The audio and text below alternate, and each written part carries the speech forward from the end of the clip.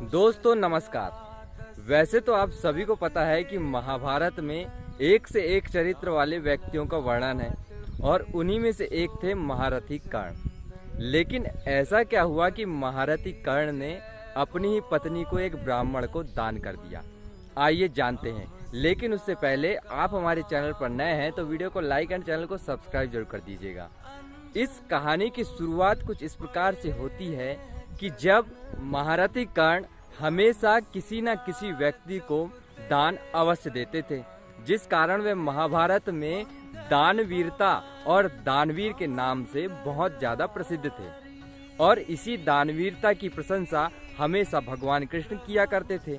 वहीं युधिष्ठिर और अर्जुन भी दान करते थे, लेकिन भगवान श्री कृष्ण उनकी दानवीरता का प्रचार कभी नहीं करते थे।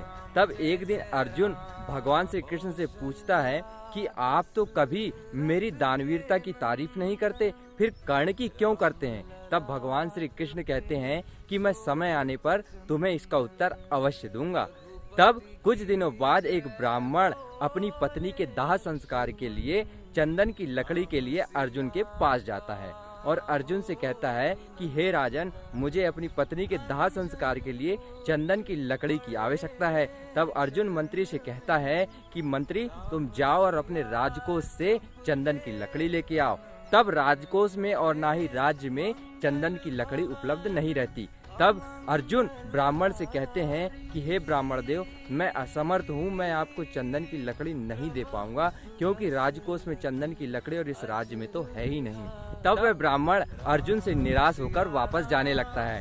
तब भगवान श्री कृष्ण ब्राह्मण को रोकते हैं और कहते हैं कि हे ब्राह्मण देव, मैं आपको एक ऐसे व्यक्ति के पास लेके जाता हूँ जहाँ आप खाली हाथ नहीं लौटेंगे। तब भगवान श्री कृष्ण और अर्जुन ब्राह्मण रूप में ब्राह्मण के साथ कर्ण के पास जाते हैं। तब ब्राह्मण कर्ण के पास जाता है और कहता है कि हे राजन, मुझे अपनी पत्नी के दाह संस्कार के लिए चंदन की लकड़ियों की आवश्यकता है। तब कर्ण मंत्री से कहता है कि राजकोष से चंदन की लकड़ी लेके आओ। तब राजकोष में भी चंदन की लकड़ी उपलब्ध नहीं होती। तब कर्ण कहता है कि जाओ, इस महल के खंभों में चंदन की लकड़ी लगी हुई है, वह लकड़ी इकट्ठे करके लाओ और ब्राह्मण को दान दे दो। तब ब्राह्मण देवता कहते हैं कि मैं ये चंदन की लकड़ी तो ले जा सकता हूँ, लेकिन मेरी पत्नी जिस स्थान पे है, क्या आपकी पत्नी इन लकड़ियों को उस स्थान तक छोड़ सकती है? तब कर्ण कहते हैं कि अवश्य।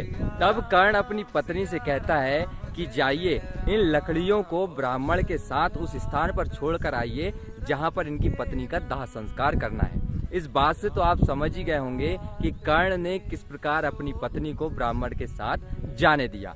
मेरे बैकग्राउंड पे मत जाइएगा दोस्त। मेरा नॉलेज अच्छा लगा हो तो वीडियो को लाइक एंड चैनल को सब्सक्राइब जरूर कीजिएगा। धन्यवाद।